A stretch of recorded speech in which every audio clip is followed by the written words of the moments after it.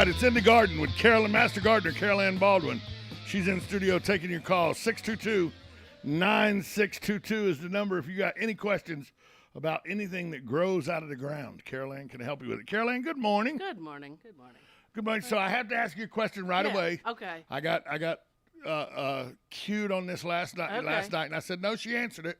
Okay. And I told him what your answer, what I thought I remembered your answer was. He says, that doesn't sound right. Ask her again. Dr. Cardinale, who is a friend of mine, and he's an avid gardener. Right.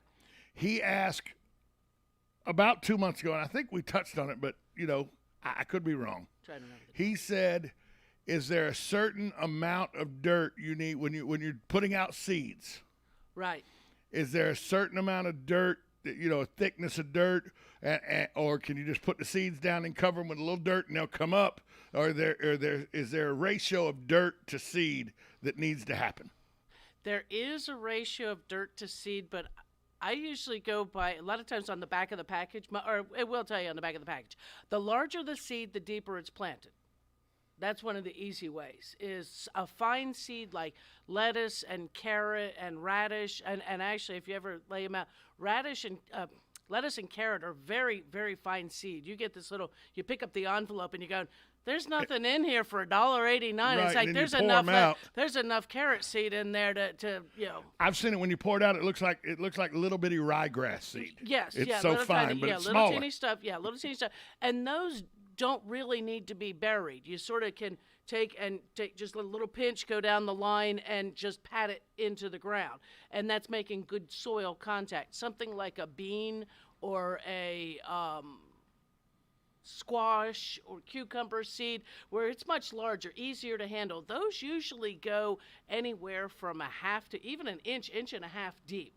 So it is based upon the size of the seed, but most of the time your very fine seeds are on the surface. If you think about planting grass seed, like you said, the ryegrass seed, all you really need to do is make contact with the soil. So if we're overseeding on the lawn, maybe we've raked out some of the old dry stuff so that seed can get down in there, and then we're going to rake it in.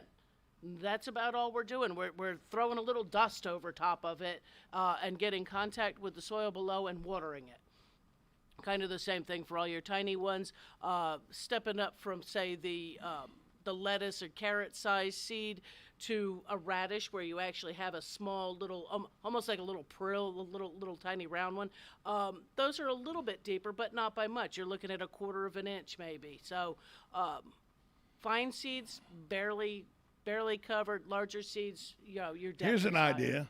Instead of planting larger seeds, just get them as little plants already and put those in the ground like we did with our cucumber. That's usually a waste of money. No, because it saved us 3 weeks of waiting.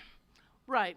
But, you could start those 3 weeks and grow them up as the cucumber, we bought 10 cucumber plants for like $4. Okay.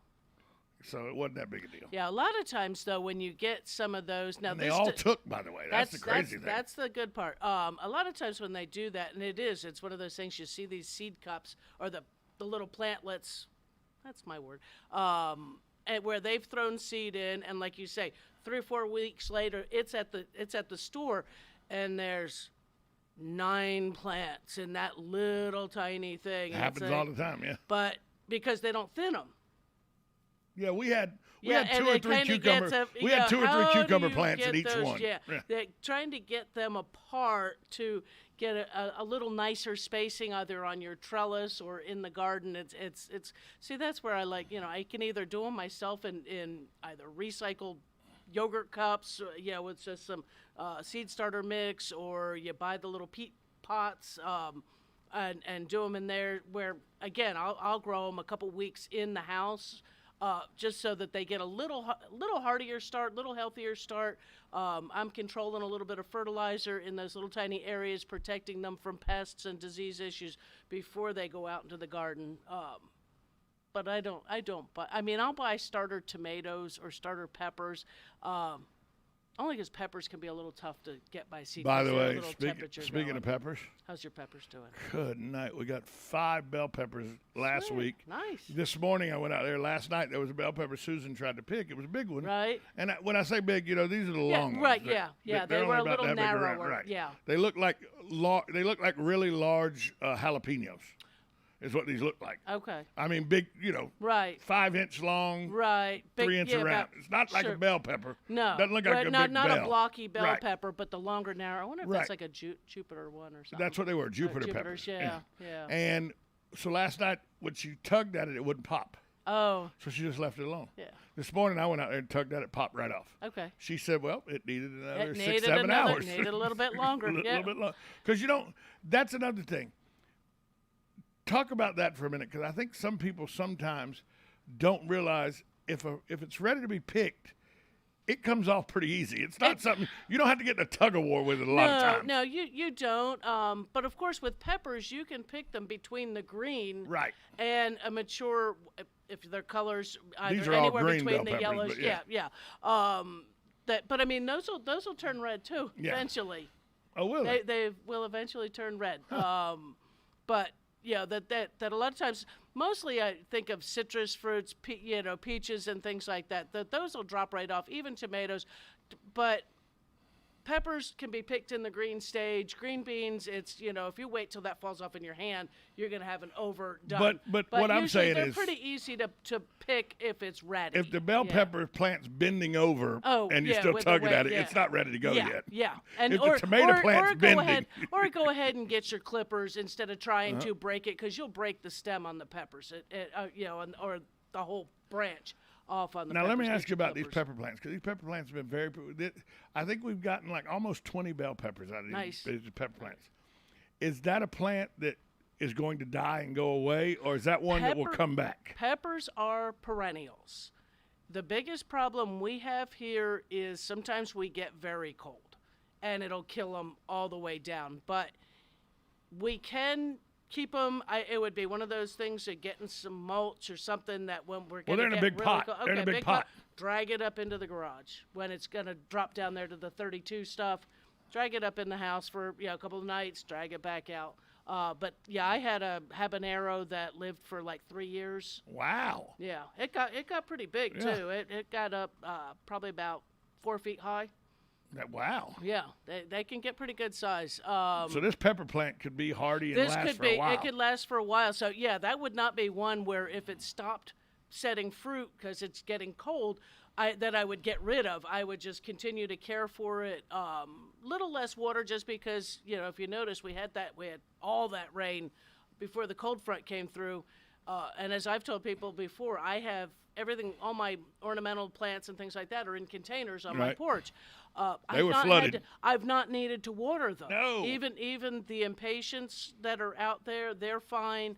My mom was in good shape underneath the oak tree where she shaded from the rain. It rained so much that the oak tree rained on her. Yes, and so got plenty of water. And with the cooler temperatures, it's not evaporating as quickly, and the plants aren't using as much. So when we're overwintering things or getting it through our winter season, watch that we don't overwater it. I will tell you this after the call. Yeah. That I something about the rain. Just keep that in mind. Yeah. Good morning. You're on with Master Gardener Carol Ann Baldwin. Good morning, everybody. Morning, Sonny. It's Sonny calling. I have 2 corner plants that are kind of large, and I was just shaping them a couple of days ago. Mm-hmm. And down in the center is like little palm trees growing out of there, a palm bush. Yeah. On both of them. And I'm just wondering, I tried pulling it out and I can't get it to budge. And I was just wondering if there's something I can do besides cutting them. I'll hang up and listen. Oh, Thank okay, you. Sonny. Thanks for the call, yeah, Sonny. Thanks for calling. Yeah, that's tough when it's something growing right up in there, and those palm, like you said, it's a juvenile palm, and what you see in a little frond, and I'm gesturing up about a foot high, that root is about a foot down, and if it's into the root system of your plant, you can't get your spade up under there, loosen that up, and to be able to pull that out, because even that small, they are well anchored to the ground. I have not found an herbicide that would work on them, because I've tried doing them where they're too close up underneath the foundation of a house kind of thing. And so you're not going to use salt because you're right there at the the base and the root system of your shrubs, so you don't want to put something like that down. So the best thing really is going to be just keep cutting on them. Yeah, because as long as it's cut low, it's not going to take as much energy away from the other plants as it would if it's growing. Right. And because it's under there, it's shaded, it's not allowing it to grow as quickly. And so it should hopefully just slow it down, that if you can keep it cut off anytime you see it, it's going to help weaken that root to hopefully that root will just die off for you. So I hope that helps. The rain this week. Yes. We had rain Thursday, Yeah, Friday. I had about 2 3/4 inches. But I noticed since the rain, even though it warmed back up and everything, Yeah. and now my lawn guy's on an every other week Right. situation. Right. I noticed usually if we had a rain like that for 2 or 3 days, and then it got warm again, as it did, it warmed up to the mid-70s. Yeah, now finally today. Right. Yeah. That my grass would jump. Yeah, not this time of year. It didn't jump. No, because it's cool at night. I mean, it's still, I think this morning, it was still 40. 45. It was this morning when I woke up. I said, Alexa, because I didn't want to go outside to see. I just asked Alexa, what's the temperature outside? And this was at 6:05. Okay. Alexa said, the temperature outside is 42 degrees. Okay. Now, I know I talked to a friend of mine earlier this morning because we had some conversation about football we were Right. going to discuss on the radio, and I wanted to know his perspective before I Right. talked to Galen about it. So I Right. called him up in Gainesville. So, and he lives actually in Santa Fe, Okay. just north of Gainesville. Okay. So what's the weather up there this morning? It goes 38 degrees. Yeah. 38, Mm-hmm. less than 50 miles away. Yep. Yeah. Well, and I was even looked. They had the weather map thing that this morning. Now, yes, it was an Orlando station. 38's But close to frost. Yeah, it is. Oh, well, 38 at Ken Frost. But they had it at 45 in Ocala and 55 in Leesburg. So you're looking at 40 miles, 10 approximately, degrees. 10 degrees difference. So you can even have that much, because you said it was 42? 42. 42, and of 38 in course, 30, Gainesville. yeah, Well, he but was. Ocala, they're saying it was 45. So I'm South Ocala, so I'm going to guess I'm North probably, Ocala. I was probably 45. So there we have a 3-degree difference in 10 miles. Right. So it is that time of year where it It's a does psychotic start to time of make year. yes, Mother Nature needs It's going to be to stay in her 78 midst. today. Yeah, I have on shorts, my sweatshirt, long sleeve shirt, and You yeah. see me? I'm in Oh, shorts yeah. and a golf Oh, shirt, but I knew I was going to be chilly coming in. Yes, so But you I had wore it, this because I knew I'd be hot leaving. Right. At Yeah. 11 It's- at 11:15 this it'll be morning, nice. it'll be hot Right. When outside. I get to work, off will come the jacket and the rest of it. So, yes, this is that time of year where you have sweaters, blue jeans, shorts, and T-shirts all in the same. And if you laundry. think we don't understand it, imagine what azalea bushes are going through. And that's, trees, grass. Right. Somebody actually on one of the Facebook groups that I visit had asked whether or not they could move a specific plant. Now, I guess they're looking to move it because it's been a little cool. And I had replied to it that, again, here's that thing. If you're going to move it from one side of the house to the other side of the house, say it wasn't in a good location, or you're going to put it in its more permanent bed, I would be waiting until at least January. Well, that's what you February. told Susan Yeah. last week. Right. When Susan asked, she wants to take my mother Right, out of and the put- and put the her 5-gallon into it, yeah, pot and put her in a into- 10-gallon pot. Right, right. And I say 10 gallon. It's not. It's- It's pot this big. I think this is 10 gallon. She wants to put her in a 30 gallon. Okay, I think that's okay. The one that the cucumbers grew in. She wants now that the Okay. cucumbers are gone. She, She wants wants to to put- use she that wants to dirt and put- put mom yeah, in there. there you go. First off, you told her not to do it till spring. Right. Second off, is that dirt going to be good enough that the It'll be cucumbers fine. grew in? It'll be fine. Yeah, yeah, because cucumbers and mom are two different plant Right. species and stuff like that. Peace lily and a cucumber. Right. So whatever pest might have tried to come in there to try to attack cucumber is not going to be one that's necessarily going to be a problem for that plant. So, because So, there's yeah, plenty of so- soil in that pot yeah, and everything. Yeah, So. yeah. I wouldn't worry about that. Now I'm let me just ask you: saying. the cucumbers, the vines, and all—they're all dead and yellow Right, now right. and everything. we pull those off, take the shovel, chop them up into pieces. That could go in the mulch. That could go in the compost. Yeah, if they weren't diseased, yes. If And they were not. So they were nice Cucumbers and grew healthy. great, Yes, they were nice and healthy. Yep. Put them right on in there. The only thing we try to stay away from putting into the compost is anything that was diseased, and I personally try to stay away from anything with seeds. So if it's like that you're raking around and there's one little puny misshapen cucumber, you're gonna have them come up in the compost, and they're not those necessarily seeds are going to get that good compost energy and grow. And that warmth and that, and they're. Some people have great successes and stuff, but some plants are hybrids, so they may not be as good as the ones you started out with, so they don't come true to seed necessarily. So, but I stay away from tomato seed. Don't throw those last few cherry tomatoes that burst open in there, because you're going to have cherry tomato plants all over the place. Let's talk about my citrus trees. Yeah. The Myers lemon tree, it's still got the yellowy leaves, but they're starting to green up. Okay. And it's bushy. It's got a nice round bush on it. Right. Now the grapefruit tree it's got one limb that is probably a foot longer than everything else. Yeah. Which is going to be difficult when I have to put the blankets on it, because you don't want it touching it. Right. Is that something I can clip back now without hurting the tree? Or is it something I should clip back? You probably are going to want to, just because if any fruit were to say set on that end, it's going to come over and try to snap. If it is one that is coming off of it's coming right off the top. Oh, okay. So it's coming out of the yeah. See? Yeah, I would probably take it back. I wouldn't necessarily take it off. No, I don't want to take it off, but it's a good 1.5 feet taller. Than the rest, the tree's about, and I'm holding up about 3.5 foot. Right. The tree's about there, and then this one's over here. Yeah, that one's got you another 4.5 feet. Yeah, got another foot and a half. I would take that probably in half to match it. Just as close and I don't think that's going to really do much at this point. And like you say, it'd make it a lot easier to cover when the temperature. Because you got to get a stick that's a little higher than the tree, so the blanket doesn't lay on the tree leaves. Right. And if you were to, if say you couldn't get one and it laid on there, you're going to kill that little piece anyway. Right. And this is with these citrus trees. This year, we covered them last year because they were brand new. Right.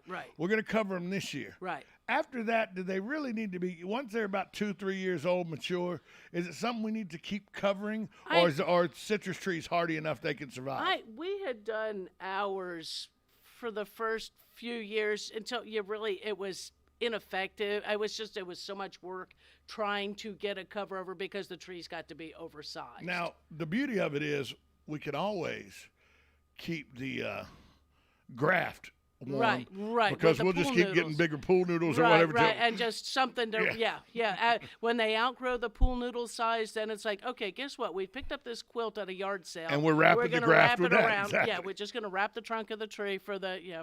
Because the graft is what you really have to keep. That's what if you can keep that graft, because that's where your sweet part of your tree came from. The root stock is the trifoliate or sour orange root stock, and just not good fruit. Unless you're making sour orange pies. Or mojo sauce, or you're making marmalades and things like that. But usually you don't need that many fruit. No, you can go find somebody who already has a sour tree and go get a couple of those for you. 100%. So right now, though, we're in the mode of getting prepared for significant weather changes. We've had a pretty decent cold snap on this one, and so that has the grasses have definitely slowed down, like you said. Every other they hadn't week went dormant yet, but they've slowed way down. Right, and I think we've got another cold front coming. Here we go. We're going into that cycle where we warm up a few days, and I think they were saying Thursday that they're Thursday there's a 20 rain. to 30% chance of rain. Right. And a cold front coming through. And then it's looking like let's see. This Thursday going into the weekend, we don't look too bad. Sunday will be like a high of 65, which is pretty chilly because your lows are there in the low to mid 40s kind of thing. And again, we begin to warm back up. We're having 1, 2, 3. It looks like 4 or 5 days where it's a bit chilly. But if the sun is shining, even 65, 68 degrees is, not so bad. I can live with that. Yeah, it's not so bad. The nighttime temperatures are going to be a bit chilly, so things are, where you're not putting any tomatoes in the ground. They're not going to set any more fruit. Peppers may not set any more fruit. This is your cabbage and your broccoli are going in the ground. If you're looking for flowers and things like that, go for it with the petunias and the pansies. If you can find snapdragons, haven't gotten any at my store. Haven't gotten them at my store. Well, they're probably still sitting on a container ship somewhere. No, they're in Miami. They're in Miami. Luckily that mine comes from the U.S. I went to a pig roast over the weekend. Okay. And the guy had, when we walked up, he had a little garden right there by his shed where he was doing it. Sure. And he had 5 tomato plants with tomato cages around Right. it. Now, the wind the night before had blown them over because it was Right. pretty windy Saturday. Yeah. Yes, it was. Yeah. Friday night. It was Yep. pretty windy Friday night. But he had a plethora of tomatoes, Okay. but all of them from about a dime size Okay. to the size of a small satsuma. Right. With one exception, one down real close to the ground had Was a little reddened bit up. bigger, yeah. But everything else was green though. Yeah. He said he put them in the ground in late August. Yeah. Are those going to make it through these cold snaps? They should. Yeah, this isn't cold enough to hurt the plant or the tomato itself. You might want to put a wind block, of some kind just to keep them from blowing over again and possibly snapping before. And it may even help to keep it a little warmer on those colder. But I mean, he's probably got out of those 5 plants. I counted when I, and you count, you missed it. I counted 92 tomatoes. Oh, I'm sure. Yeah, on 5 especially if plants. some of them are the cherry tomatoes or like a plum tomato that he might use for salsa and sauces and things like that.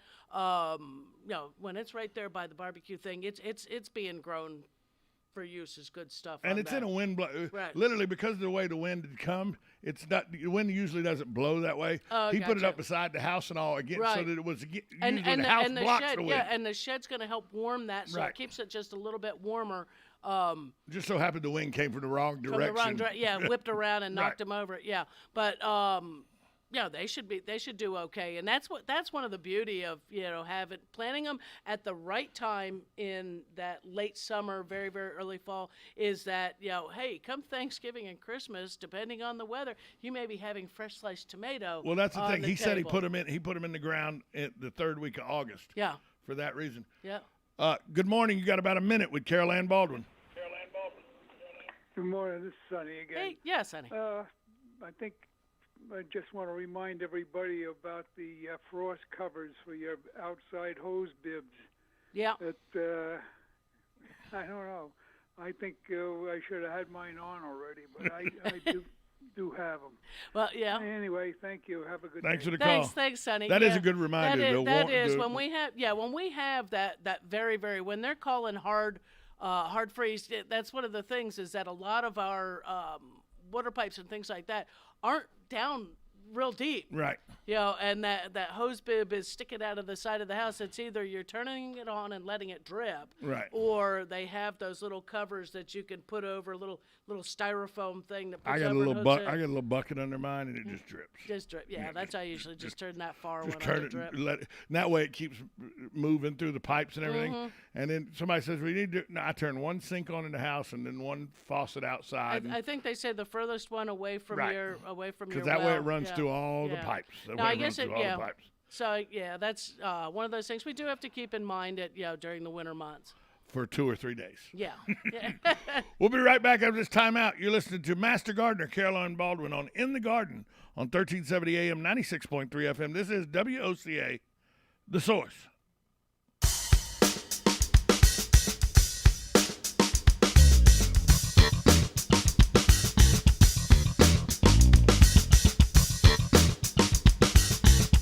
Broadcasting from the Ocala International Airport, this is WOCA AM, W242CA FM, Ocala, 1370 AM, 96.3 FM, The Source. USA Radio News with Lance Pride. The mostly partisan House Select Committee investigating January 6 on the U.S. Capitol said it subpoenaed 6 close allies and campaign officials of President Trump. Some of those subpoenaed included William Stepien, manager of the Trump 2020 re-election campaign, Jason Miller, a senior advisor to the campaign, and Angela McCallum, the campaign's national executive assistant. As China is ramping up its nuclear arsenal and high-speed delivery systems, Republican lawmakers are demanding answers from the Biden administration about how proposed changes to America's use of nuclear weapons